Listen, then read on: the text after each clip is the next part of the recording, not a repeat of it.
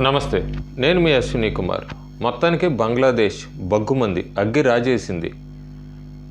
ఆఖరికి ప్రధానమంత్రి షేక్ హసీనా తను ఎట్లా ఉన్న పొలంగా అన్నీ వదులుకొని హెలికాప్టర్లో లేదా ప్రత్యేక విమానాల్లో భారతదేశం రక్షణ కోసం వచ్చారు. భారతదేశం రక్షణ కోసం వచ్చాక ఆమెని ఎన్ఎస్ఏ అజిత్ దోవల్ కలిశారు. అజిత్ దోవల్ షేక్ హసీనాతో కలిశాక ప్రధానమంత్రితో ప్రత్యేకంగా భేటీ అయ్యారు. ఎక్స్టర్నల్ అఫైర్స్ మినిస్టర్ జయశంకర్ కూడా ప్రధానమంత్రి మోడీతో భేటీ అయ్యారు. మంగళవారం నాడు లోక్సభలో దీని మీద ఆయన మాట్లాడతారని తెలుస్తోంది. బంగ్లాదేశ్లో ఏం జరిగింది, బంగ్లాదేశ్లో అసలు ఉద్యమం ఎలా మొదలైంది, ఆ ఉద్యమం ఎటువైపు టర్న్ తీసుకుంది, ఆఖరికి ఎవరి మీద ఎవరు దాడి చేస్తున్నారు, అంతేకాకుండా వీళ్ళ వెనకున్న కుట్ర కానీ లేకపోతే దేశాలు పరోక్షంగా ఆ ఉద్యమానికి లేదా లీడ్ ఎవరు కారణం, భారతదేశం అంత సేఫ్గా ఉందా? దాదాపు 1971లో అప్పుడు లిబరేషన్ వారు బంగ్లాదేశ్ కోసం జరిగిన యుద్ధంలో అంతా కూడా పాల్గొన్నప్పుడు వాళ్ళందరికీ ఎవరైతే ఆ యుద్ధంలో పాల్గొన్నారో వాళ్ళకి 30% పబ్లిక్ సెక్టరు ప్రైవేట్ సెక్టర్లో కూడా రిజర్వేషన్ కోటా కింద ప్రస్తుత ప్రధానమంత్రి షేక్ హసీనా తండ్రి అప్పుడు ప్రధానమంత్రిగా ఉండేవారు ముజిబుర్ రెహమాన్.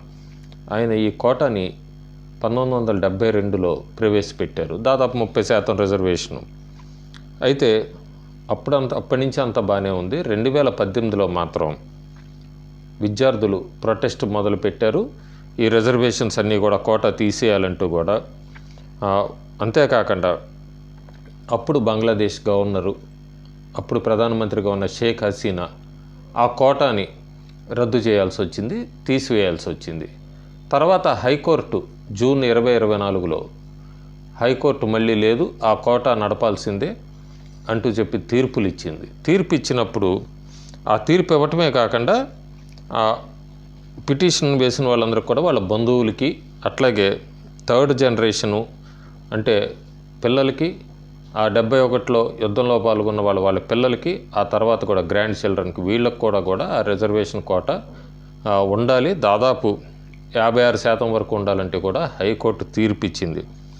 ఈ తీర్పు విద్యార్థుల్ని అలాగే నిరుద్యోగుల్ని వీళ్ళందరినీ కూడా రోడ్ల మీదకి ఉద్యమంలోకి లాగింది. దాదాపు ఆ ఉద్యమం చాలా రోజులు నడిచింది, చాలామంది వందల్లో చనిపోయాక కూడా ఆర్మీ రంగంలోకి దిగింది. అయితే షేక్ హసీనా ఈవిడ సుప్రీంకోర్టుని అప్రోచ్ అయ్యారు దీని మీద, హైకోర్టు డెసిషన్ మీద. అట్లాగే విద్యార్థులు కూడా సుప్రీంకోర్టుని అప్రోచ్ అయ్యారు.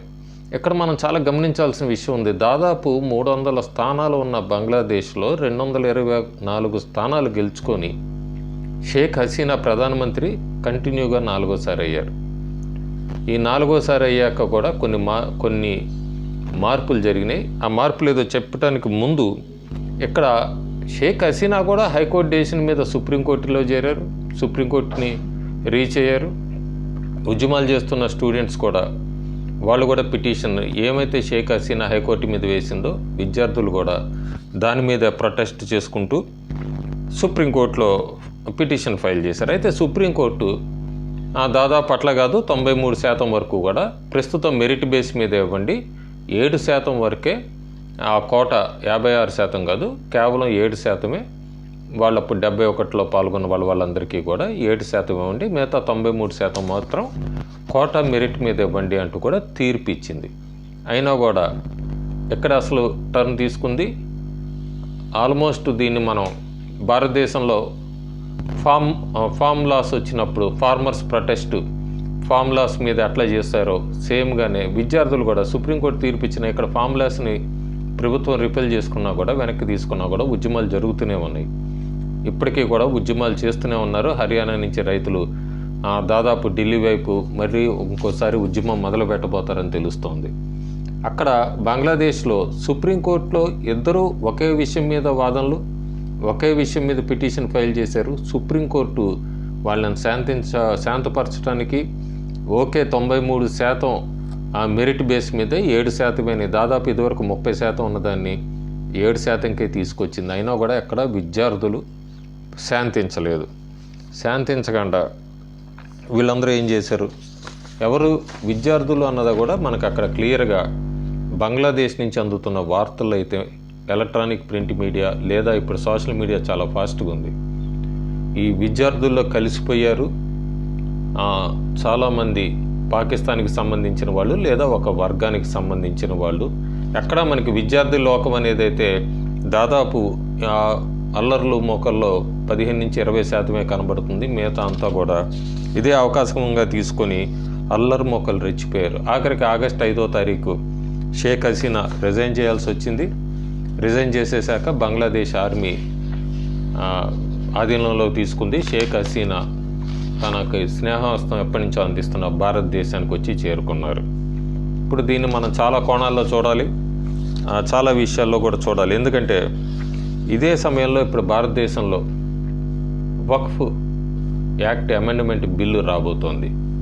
ఎప్పుడైతే బంగ్లాదేశ్లో ఇట్లా గొడవలు జరుగుతున్నాయో లేదా షేక్ హసీనా ఆమె భారతదేశానికి స్పెషల్ విమానంలో బయలుదేరారో ఇక్కడ స్టేట్మెంట్స్ చాలా మారిపోయినాయి. ఉదాహరణకి మౌలానా సజీద్ రషీదీ ఈయన చెప్తున్నారు, ముస్లింలందరూ కూడా రోడ్ల మీదకి వచ్చి వక్ఫ్ బిల్లు మీద పోరాడండి. బీజేపీ భారతదేశాన్ని విడగొట్టడానికి ప్రయత్నిస్తోంది. ఇప్పుడు కనుక ముస్లింలు సైలెంట్గా ఉంటే మాత్రం ఇది చాలా మంచిది కాదు. సో వక్ఫ్ ప్రాపర్టీ అసెట్స్ అన్నీ కూడా తీసుకుంటానికి ముస్లింలు కూడా అలాగే ఒక పోరాటం తీసుకురావాలంటూ కూడా వెంటనే మౌలానా సజీద్ రషీదీ ఆయన స్టేట్మెంట్ ఇచ్చారు. ఆయన ముస్లిం నాయకుడు.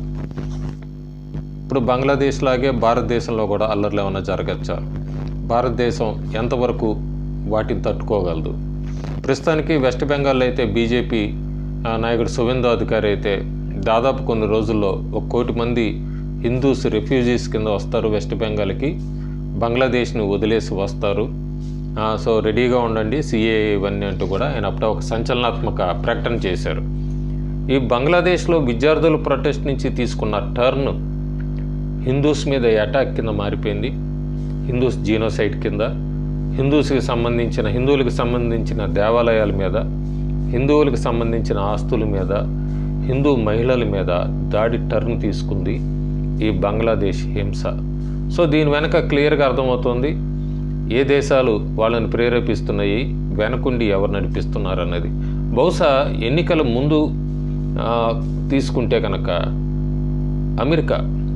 అమెరికా షేక్ హసీనాని తనకి రక్షణకి సంబంధించిన ఒక సామాగ్రి స్థావరాన్ని బంగ్లాదేశ్లో పెట్టుకుంటానికి అడిగినట్టు దానికి షేక్ హసీనా అంగీకరించలేదని చెప్పి అమెరికా బంగ్లాదేశ్ మీద, ముఖ్యంగా షేక్ హసీనా మీద చాలా కోపంగా ఉన్నట్టు, గురుగా ఉన్నట్టు, అందుకే సోషల్ మీడియాలో షేక్ హసీనాని కొంతమంది జర్మనీ నుంచి, కొంతమంది అమెరికా నుంచి వాళ్ళతో కూడా షేక్ హసీనాని భారత ప్రధానమంత్రిని ఎలా పోల్చారో డిక్టేటర్ల కింద, అట్లాగే షేక్ హసీనా మీద కూడా ఒక రకమైన చెడు ప్రచారం చేయడానికి ప్రయత్నించారు. అంతేకాకుండా అక్కడ బంగ్లాదేశ్లో కూడా అల్లర్లు సృష్టించడానికి ప్రయత్నించారన్నది ఒక వాదన అయితే వినబడుతుంది. అట్లే షేక్ హసీనా గెలిచాక చైనా వెళ్ళారు. చైనా వెళ్ళి కూడా చర్చల మధ్యలోనే ముగించుకొని వెనక్కి వచ్చేసారు బంగ్లాదేశ్కి.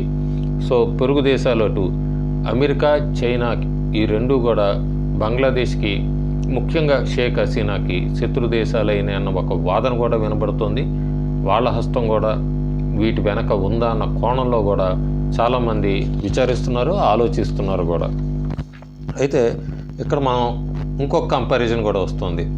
దాదాపు షేక్ హసీనా 4వసారి గెలిచారు, 2/3 మెజార్టీతో గెలిచారు. భారతదేశ ప్రధానమంత్రి నరేంద్ర మోడీ కూడా 3వసారి ప్రధానమంత్రి అయ్యారు. కానీ తేడా ఏంటిని గతంలో కొన్ని రోజుల కిందట, కొన్ని సంవత్సరాల కిందట చూస్తే చాలామంది యాక్టివిస్టులు కానీ, సోషల్ యాక్టివిస్టులు, లేకపోతే ప్రతిపక్షాలు ప్రమోట్ చేస్తున్న సోషల్ మీడియాలో లేదా యూట్యూబర్గా పేరు పొందిన కొంతమంది అంతా కూడా మీరు బంగ్లాదేశ్కి రండి, బంగ్లాదేశ్ చాలా సేఫ్ దేశము, భారతదేశం కన్నా కూడా బంగ్లాదేశ్లో జీడిపిలో కానీ లేదా ఎక్స్పోర్ట్స్ అన్నిట్లో కూడా బంగ్లాదేశ్ రాబోయే రోజుల్లో భారతదేశాన్ని దాటుతుంది అంటూ కూడా వాళ్ళు చేసిన ట్వీట్స్ని ఇప్పుడు ముందుకు తీసుకొస్తున్నారు. వాళ్ళు అప్పటి నుంచి ఎందుకు మాట్లాడారు అట్లా? ప్రధానమంత్రి నరేంద్ర మోడీ లేదా భారతదేశం మీద కూడా మళ్ళీ ఏమన్నా అల్లర్లు బంగ్లాదేశ్లో జరిగినట్టుగా ఏమన్నా జరగటానికి గ్రౌండ్ ప్రిపేర్ చేస్తున్నారా అనేవి కూడా మళ్ళీ ఒకసారి అందరూ కూడా ఆలోచిస్తున్నారు. కుట్రకోణం ఉందా దీని వెనక ఏమన్నా అని? అందరికీ తెలిసిందే, నరేంద్ర మోడీ షేక్ హసీనా లాంటి వ్యక్తి కాదు, లేదా ఎవరు అనుకుంటున్న విదేశాలు అనుకుంటున్నట్టు కాదు. ఈయన దాదాపు ఈ 10 సంవత్సరాల్లోనే 50కి పైగా ఇలాంటి ప్రొటెస్టులు చూశాడు. ఆయన ఇలాంటి ప్రొటెస్టులన్నింటినీ అణిచివేశాడు. భారతదేశం, ముఖ్యంగా భారతదేశం ఇంత ప్రశాంతంగా ఉంది అంటానికి కారణం ప్రధానమంత్రిగా నరేంద్ర మోడీ ఉండటమే అంటున్నారు విశ్లేషకులు. కంపేర్ చేసుకున్నప్పుడు చూసినప్పుడు ఇలాంటివి చాలా జరిగినాయి. అందుకే మోడీ ఇలాంటి ఆ ప్రొటెస్టులన్నీ కూడా వెనక నుంచి ఇన్విజిబుల్ ఫోర్సెస్ అంత ప్రయత్నించినా కూడా మోడీ 10 సంవత్సరాల్లో అణగదొక్కేశాడు. సో భారతదేశానికి వచ్చిన డోకా ఎలాంటిది ఏమీ లేదు. ఇలాంటి ప్రెజర్స్ అన్నీ ఆయన చూసిన వ్యక్తి అని చెప్తున్నారు. ఇంకా భారతదేశానికి పొరుగు లేదా సరిహద్దులో ఉన్న దేశాలు, నేపాల్ ఎప్పుడూ అన్స్టేబుల్గా ఉంటూ వస్తుంది. పాకిస్తాన్ చెప్పక్కలేదు అన్స్టేబుల్. బంగ్లాదేశ్ కూడా అన్స్టేబుల్ అయిపోయింది. ఎందుకంటే షేక్ హసీనా ఉన్నప్పుడు భారతదేశానికి ఎప్పుడు స్నేహహస్తం అందిస్తూ ఉండేది ఆవిడ. అలాంటిది బంగ్లాదేశ్ కూడా అన్స్టేబుల్ అయిపోయింది. మయన్మార్ అయితే మిలిటరీ కూప్లోకి వెళ్ళిపోయింది. శ్రీలంక అన్స్టేబుల్ అయిపోయింది. చైనా పైకి స్నేహహస్తం అందిస్తున్న భారత్కి లోపలందరికీ తెలిసిందే ఆ శత్రుత్వం ఎలా నడుస్తూనే ఉంది. సో ఇలాంటి పరిస్థితుల్లో భారతదేశం ఆసియాలో సర్వైవ్ అవ్వాలి. అలా సర్వైవ్ అవ్వాలంటే లేదా స్టేబుల్గా ఉండాలి, ధైర్యంగా ఉండాలంటే నరేంద్ర మోడీ లాంటి వ్యక్తే ఉండాలి అన్నది కూడా సోషల్ మీడియా హోరెత్తిపోతోంది. ఈ సరిహద్దులు కాకుండా ప్రపంచంలో మిగతా దేశాలతో కూడా పోలుస్తున్నారు. ఫ్రాన్స్ అందరికీ తెలిసిందే, ఫ్రాన్స్ బర్న్ అవుతూనే ఉంది. ఫ్రాన్స్లో అగ్గి ఎలా నడుస్తుందో అందరం చూస్తున్నాము. యూకే కూడా అదే పరిస్థితి. బంగ్లాదేశ్ బర్నింగే, ఇంకా చాలా బర్న్ అవుతాయి రాబోయే రోజుల్లో అంటున్నారు.